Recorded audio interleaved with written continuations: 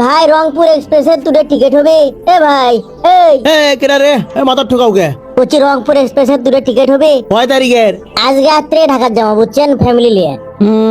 ইন্টারসিটিত কোনোদিন চড়ছেন আপনি? না গো ভাই, আজকেই পয়লা উঠবো। ও, এই জন্যে ইন্টারসিটির টিকিট 10 দিন আগে সারে, 2 দিন আগেও পাওয়া যায় না, 5 দিন আগেও পাওয়া যায় না। ও, আচ্ছা আমি আর স্টেশন মাস্টার সাহেবের ঘরে যাইতে দেখি টিকিট পাইলে কিন্তু।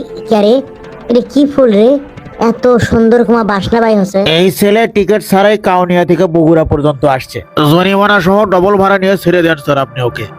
এই টাকা বের করো। মুই কোনো টাকা দিবেন নং, তোমরা সগলি হাত তোলো উপরে, হাত তোলো। মুই আগত যাং, তারপর তোমরা হাত নামাবা। গেনু আমি হাত যদি নামাই সং না, মুই যাবার নাকছি, হাত নামাবা না। কে রে, বন্দুক হাতত লিয়ে বাড়াচ্ছে কে? ওরে বাবা, কানত হাত দে, যদি খালি ফুটে ওঠে।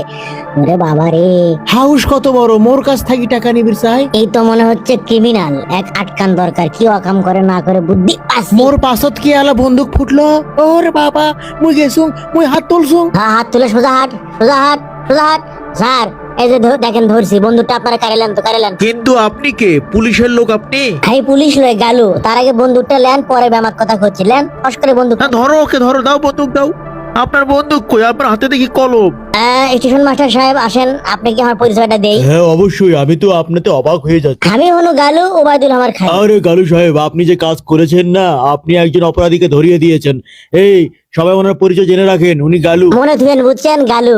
তুমিও মনে থুয়। অবশ্যই মনে রাখবো। এই ওকে নিয়ে চলো, নিয়ে চলো। আরে গালু সাহেব, বলেন আপনার জন্য কি আমি কি করতে পারি? আপনার ছবিকে আমি দেওয়ালে টানিয়ে রাখবো, যে দেখুন ওখানে টানিয়ে রাখবো কিনা বলেন খালি। আপনি আমার জীবন বাঁচিয়েছেন বলতে গেলে, বলেন কি করতে পারি আপনার জন্য? আমার জন্য কি করবেন? চলেন বাইরে যাই। হ্যাঁ চলেন, আপনাকে চা খাওয়াই, চলেন।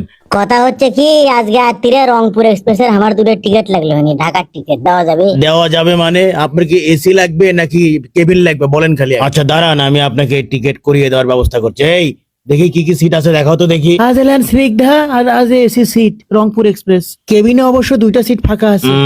আপনি কেবিনে না নিয়ে স্নিগ্ধাতেই নেন। কেবিনে তো আপনার যদি একটা কেবিন হতো ভালো হতো, যেহেতু তা হচ্ছে না, স্নিগ্ধাতেই নেন। এখন এত সিট বাই হচ্ছে, আর তখন হইলো খাওয়া করলো যে সিট নাই, আমি কিছু বুঝলু না। সবার কি সবকিছু বোঝার দরকার আছে বলেন? আপনার সিট দরকার, আপনাকে আমি স্নিগ্ধায় 2টো সিট দিয়ে দিচ্ছি, আপনি চলে যাবেন, ঠিক আছে? হ্যাঁ দিয়ে দেন, দুটো সিট পাচ্ছি তাই তো মেলা। কিন্তু আমার একটা কথা আছে, বুঝছেন, এই মনে করেন যে ট্রেন লেই কথা, মাঝে মাঝে দেখি কি যে এসি বগিত এসি ঠিক মতো চলে না, এমন এসি ঠান্ডা হয়ে যায় যে টেকা যায় না। আমি তো এমনও দেখছি যে এসি বগিত জানলার উপরের কাজটা ভাঙা। না না, আপনি যত করছেন অত লয়, মিশেই করছেন। এই চুপ করো, ওনাকে বলতে দাও। দেখি যে চেয়ারের পিছে যে খাবারের ট্রে, সেটাও ভাঙা। বাথরুমে তো আবার দেখা যায় বদনাও থাকে না, কোনোদিন সাবানও থাকে না, টিস্যু থাকে না। তাম তো নন এসি বগিত ফ্যানের ঘোড়ার শব্দে নিন ধরে না আমার একদিন, এমন ঘটর ঘটর করে যে কোনো ট্রেনের মধ্যে একটা হেলিকপ্টার উড়িচ্ছে, বুঝছেন। কোনো সিট তো ওঠানামাও করানো যায় না।